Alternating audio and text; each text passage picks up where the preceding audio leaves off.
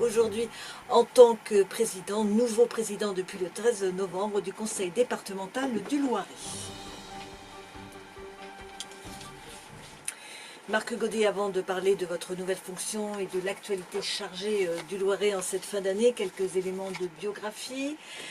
Vous êtes né le 23 avril en 1964 à Pithiviers, de parents agriculteurs vivant à Accou. Vous intégrez le lycée Denis Poisson de Pithiviers à côté, où vous passez un bac B en 83 et vous faites ensuite une licence d'histoire ainsi qu'un DUG de géographie. C'est à l'université d'Orléans. Entre 1994 et 1997, vous êtes enseignant vacataire à l'Institut rural d'éducation et d'orientation à Orléans-la-Source. En 1995, vous reprenez l'exploitation familiale à Accou, dont votre mère était le maire entre 59 et 83. Et pour vous, votre premier mandat politique, c'est en 1995, où vous prenez la suite de votre père en tant que maire d'Accou, où vous avez été réélu sans discontinuité jusqu'en 2014, une fonction que vous avez dû abandonner le 13 novembre, suivant le non-cumul des mandats. Vous êtes également le cofondateur de la CUMA des Mille Arpents. C'est une coopérative d'utilisation de matériel agricole en commun dont vous assurez la présidence depuis 1997. Vous avez été élu vice-président de la communauté de communes de Beauce et du Gâtinais en 2002. Depuis 2004, vous êtes également conseiller départemental du canton de Pithiviers, ce qui vous a amené à devenir premier vice-président en 2015. À 53 ans, vous poursuivez votre activité d'agriculteur. Enfin, côté loisirs, vous assistez régulièrement aux matchs du stade du club de rugby de Pithiviers. Vous aimez aussi visiter et découvrir les monuments historiques ainsi que les lieux de mémoire. Voilà pour le portrait. Frédéric Sabourin, c'est à vous pour la première question. Oui, Marc Godet, merci d'être parmi nous aujourd'hui. C'est un type simple, proche des gens, à leur écoute. Lorsqu'on fait la foire au gras en septembre, j'ai rarement entendu dire du mal de lui. Ils sont nombreux à regretter qu'il ait dû rendre son écharpe de maire. Et puis on peut continuer, convivial, bon vivant. Bon, on a eu du mal à trouver des gens qui disent du mal de vous. Bon, on n'est pas obligé de se forcer non plus. On n'a pas vraiment cherché non plus. On n'a pas non plus complètement cherché, mais donc vous êtes plutôt rural.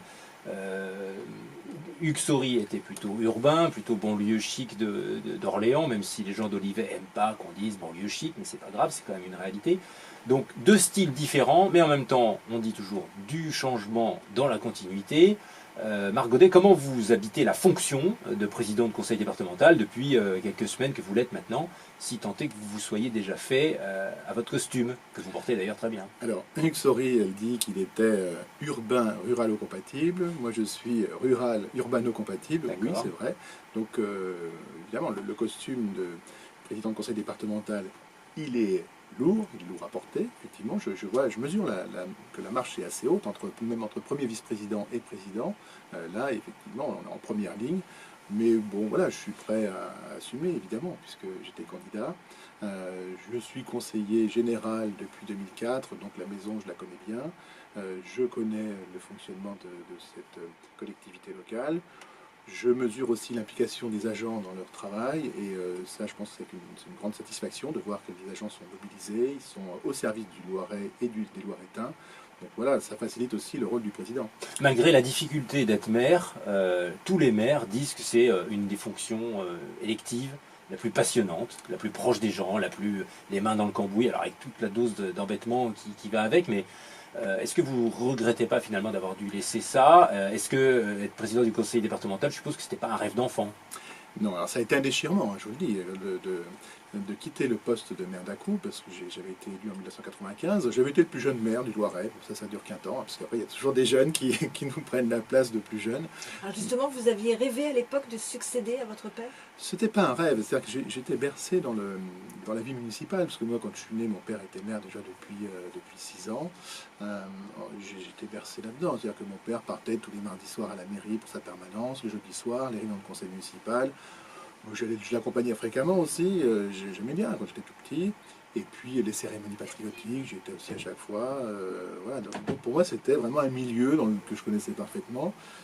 Après, il n'y avait pas de plan de carrière, c'est-à-dire que lorsque je me suis installé à Accou, parce que j'étais parti pour faire mes études, ensuite j'avais quitté un petit peu la commune, et voilà, je suis revenu dans les années 90, 92, 13, 14, puis après, voilà, il y a eu des élections en 95 où j'avais commencé à constituer une liste, et puis, parce que mon père n'était plus maire en 95, hein, il a arrêté en 1983, il y a eu un autre maire agriculteur entre 1983 et 95, et puis voilà, donc je commençais à constituer une liste, et puis finalement on est venu me chercher après, et voilà, ça s'est fait comme ça. Donc j'ai été élu maire en 95, et c'est vrai que pendant 22 ans, j'ai pris beaucoup de plaisir à être le maire de cette commune d'Acou, une commune que je connais bien. Et je vous avoue que lorsque j'ai présidé mon dernier conseil municipal avant le 31 octobre, ouais, ça a été dur de prendre la parole, parce que de voir déjà tous les projets qu'on a fait aboutir, parce que lorsqu'on est maire, comme vous le dites, on a les mains dans le cambouis, on est tous les jours au contact de la population, on nous appelle systématiquement. Mon téléphone, moi, mon téléphone portable à une époque était dans l'annuaire, parce que je considérais aussi qu'on pouvait m'appeler à toute heure. C'est pas de tout repos, ça? Non, mais c'est aussi une application dans la vie municipale. Voilà, c'est quelque chose qu'il faut vivre au plus profond de soi-même, je pense. Et voilà, là, quand j'ai fait un petit bilan, et on se dit, ben voilà, finalement, ben, voilà, ça s'est fait pendant notre mandat. Alors, nos mandats successifs, mon premier adjoint actuel était avec moi depuis 1995, de même qu'un autre conseiller municipal. Nous sommes 3 à être de la première équipe. Puis ensuite, l'équipe a été modifiée. Et voilà, on se dit, ouais, bah ça, on a fait ces travaux-là, on a fait le gymnase, on a construit le gymnase, on a fait les aménagements de voirie, etc. Et voilà, bon, c'est le commerce aussi, parce qu'on a mis beaucoup l'accent sur le maintien du commerce dans notre commune. Oui, ça c'était un vrai sujet. Voilà, on a acheté des bâtiments, on a installé des commerces, c'était vraiment une volonté de faire. Et voilà, on a construit quelque chose. Et bon, maintenant, il faut passer la main.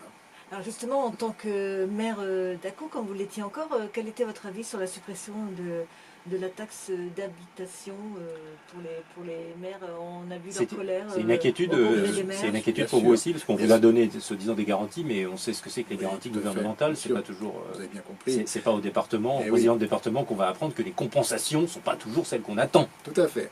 Et oui, et il en sera de même pour les communes, évidemment. Si on leur enlève une recette dynamique comme la taxe d'habitation, on leur dit, vous inquiétez pas, on va vous compenser à l'euro près la première année, et puis on sait comment ça se passe. On compense à l'euro près, et puis après, on reste sur une somme qui est même pendant des années, et ce qui signifie que toute progression de cette fiscalité n'entre plus dans la poche de la commune. Hein. Donc voilà, ça c'est bien dommage.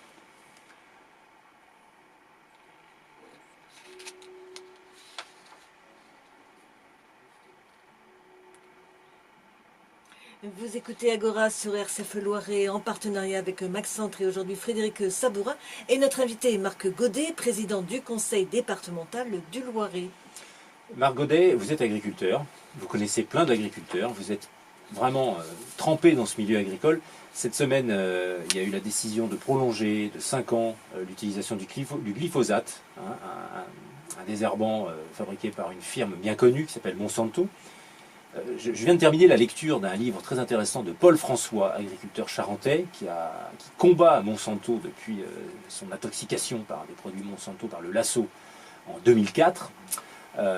Bouquin très intéressant dont je vous recommande la lecture, parce que s'attaquer à Monsanto, c'est pas de la tarte.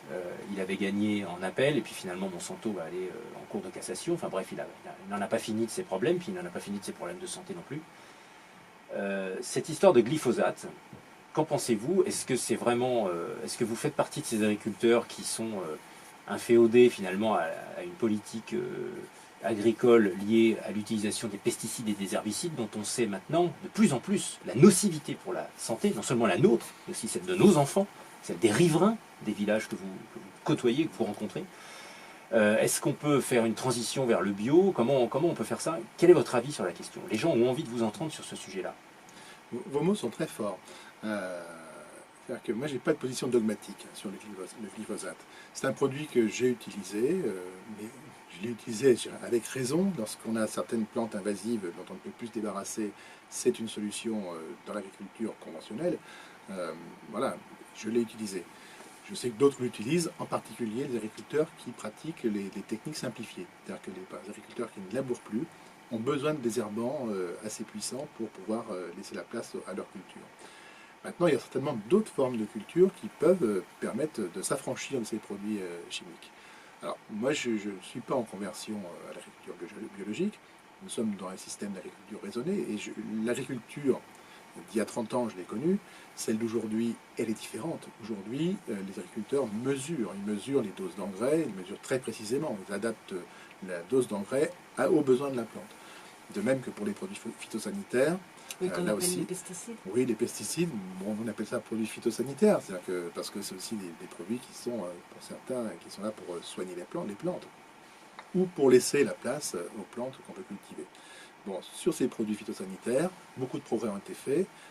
Je ne dis pas qu'ils sont dangereux. Hein, je ne dis pas qu'ils sont pas dangereux. Y compris en premier lieu pour les agriculteurs, comme le rappelait Frédéric. Bien sûr. Donc toutes les précautions doivent être prises aussi pour les applicateurs. Ensuite, il y a des règles pour appliquer ces produits qui sont appliqués par les agriculteurs.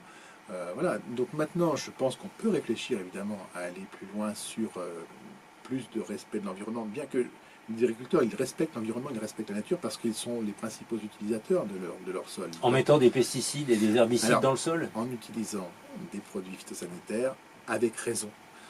Avec raison. C'est-à-dire qu'on ne peut pas imaginer aujourd'hui qu'on ne se soigne plus parce qu'on va dire on se soigne, on prend des médicaments qui peuvent soigner une maladie, mais par contre qui peuvent avoir des contre-indications quelque part. Donc si on utilise bien le médicament, il n'y a pas de danger pour la santé. Pour les produits phytosanitaires, il faut savoir les utiliser. Donc il faut savoir les utiliser et il faut les utiliser conformément aussi à la réglementation. Après, qu'on aille vers une réduction, moi je ne suis pas hostile. C'est-à-dire qu'après, on est dans un système de production qui doit être égal pour tous. C'est-à-dire qu'on ne peut pas aujourd'hui imposer à l'agriculture française des normes très strictes, très rigoureuses, et puis laisser entrer des produits qui ne respectent pas les mêmes normes, des produits qui viennent d'Europe centrale, des États-Unis, d'Amérique du Sud, où là les règles ne sont pas les mêmes. Ça, c'est inadmissible. C'est inadmissible parce que à ce rythme-là, on risque de tuer l'agriculture française.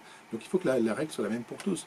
Qu'on trouve des moyens de taxer ces produits qui entrent en France parce qu'ils ne respectent pas les mêmes conditions de production que ceux qu'on a en France, oui.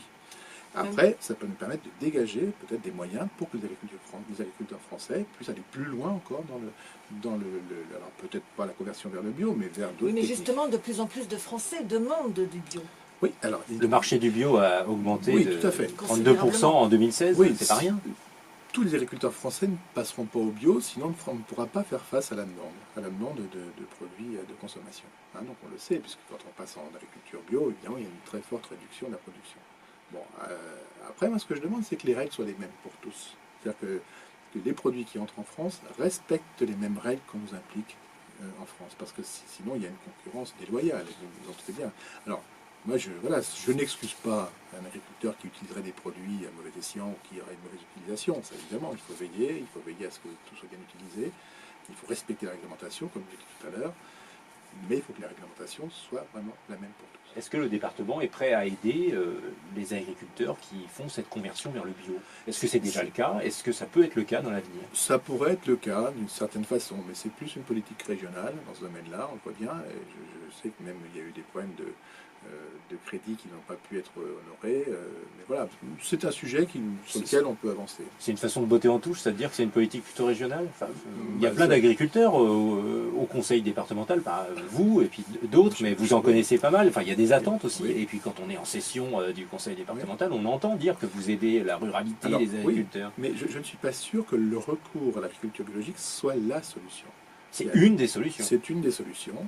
Oui, il y en a d'autres. Il y a l'agroécologie, la permaculture, il y a plein d'alternatives possibles. L'agriculture raisonnée aujourd'hui peut répondre aussi à une demande de produits de meilleure qualité. Et elle y répond. J'entendais l'autre jour mon collègue agriculteur Michel Masson, le président de la Chambre d'agriculture, qui nous expliquait que, alors je crois, en arboriculture bio ou même en viticulture bio, les sols se trouvaient pollués par des produits utilisés, notamment tout ce qui concerne, je crois que c'est le cuivre. Donc des produits qui peuvent contaminer le sol, enfin qui peuvent en tout cas mettre en danger la vie du sol, parce qu'ils sont utilisés. Alors c'est des produits qui respectent le fruit lui-même, on peut consommer sans danger. Par contre, il peut y avoir une incidence sur le sol. Bon, voilà, donc il y a des solutions qui sont diverses, mais je pense que la recherche peut toujours avancer dans le domaine. Alors on va passer à l'action sociale, puisque c'est le premier budget du département, avec là aussi les difficultés pour boucler le budget. Vous en êtes où là actuellement en décembre? Et on va préciser tout de suite que le budget 2018, il ne sera voté qu'en mars prochain pour diverses raisons comme l'an passé. Tout à fait. Donc, ma collègue Pauline Martin, qui est première vice-présidente et en charge des finances, est en train d'auditionner chaque président de commission qui vient présenter ses orientations. Donc ensuite, il y aura des choix à faire, des arbitrages à faire. Effectivement, les politiques sociales sont des politiques qui sont obligatoires pour nous, évidemment. C'est la loi qui le veut. Le département est la tête des collectivités en matière de solidarité. Voilà, maintenant, il y a des budgets qui sont stables, d'autres qui sont plus compliqués à maîtriser. Parce que ça ne dépend pas de nous directement. Le Loiret est un beau département avec beaucoup de patrimoine, avec une ruralité assez forte, avec un cœur de département qui se situe vers Orléans et sa métropole. C'est proche de Paris, c'est dans l'aspiration de l'Île-de-France. On parle beaucoup depuis 30 ans, 35 ans, 40 ans presque des lois de décentralisation. En même temps, on voit que les territoires sont un peu malmenés. Les régions, les départements, les agglos, les métropoles, c'est un sentiment que vous partagez, vous êtes inquiet par rapport à cette recentralisation depuis l'arrivée d'Emmanuel Macron au pouvoir, mais enfin ça avait déjà commencé un peu avant, puisque le quinquennat Hollande n'a pas été très tendre avec les dotations globales de fonctionnement, et puis Nicolas Sarkozy non plus, il faut quand même le dire, donc on est quand même sur une belle lancée. C'est une inquiétude que vous partagez, comment est-ce que vous pouvez faire, parce que vous tapez de temps en temps dans le prunier là, pour essayer de vous faire entendre, mais est-ce que ça change quelque chose? Oui, alors vous avez employé le mot recentralisation. Oui. Jacobinisme, disons le mot. Moi, voilà. on voit bien cette recentralisation. C'est-à-dire que lorsque on crée des régions énormes, comme la nôtre n'a pas bougé, heureusement, mais lorsqu'on crée une région comme la Nouvelle-Aquitaine ou le Grand Est, on s'aperçoit bien qu'on éloigne le pouvoir de décision du territoire. Et lorsque, moi je prendrais un exemple simple, le transport scolaire. Alors, le transport scolaire, aujourd'hui, les régions ont pris la compétence, sauf que... Vous le regrettez ? Oui, je regrette parce que j'étais régulièrement, moi, en tant que conseiller général, conseiller départemental d'un canton, généralement j'étais souvent interpellé par des parents d'élèves qui me disaient, ben voilà, il y a un point d'arrêt là qui est mal situé, ou les maires, il faudrait essayer de venir voir sur place, régler le problème. En tant qu'élu, mon devoir c'était d'y aller, d'aller voir sur place et puis d'apporter des solutions. Aujourd'hui, il n'y a plus d'élu régional sur un territoire précis. C'est-à-dire que le phénomène de liste aux élections régionales, je dirais qu'on a des élus, mais qui ne sont pas forcément collés à un terrain propre. Donc, quand les élus ou les parents d'élèves viennent me voir sur mon parent de Pithiviers pour me dire qu'il y a un problème là-bas ou là-bas, je ne sais pas vers qui les renvoyer, je les renvoie vers la région, vers un standard, vers un numéro de téléphone, où ils auront un service administratif. Je ne vais pas les renvoyer vers François Bonneau, ou vers le président de la commission en question, qui est à Vierzon. Il y a des antennes dans chaque département, justement des antennes de la région, pour ces questions de transport. Oui, mais je trouve que c'est dommage que ce ne soit plus un élu qui soit directement au contact de la démocratie, c'est ça. L'élu, il est là pour mouiller la chemise, il est là pour être en contact de la population, de ses électeurs, il est là pour apporter des solutions. Là, le numéro de contact, je veux bien, mais c'est un administratif, ou voilà, pour moi, ça c'est un petit peu gênant. Tout à l'heure, vous me parlez des dotations de l'État. Effectivement, la réduction des dotations de l'État, c'est un moyen d'asphyxier les collectivités locales. Ça, c'est clair qu'on ne peut pas transférer des compétences pour les départements, des compétences très lourdes, compétences sociales, compétences même des routes, etc. Et puis en disant, ben voilà, exercez la compétence, et puis moi, je vous enlève de quoi fonctionner. Mais par contre, la loi exige que vous équilibriez votre budget. Alors que l'État lui-même peut boucler un budget en déficit en ayant recours à l'emprunt. Et comment elle ne se gêne pas depuis 45 ans presque.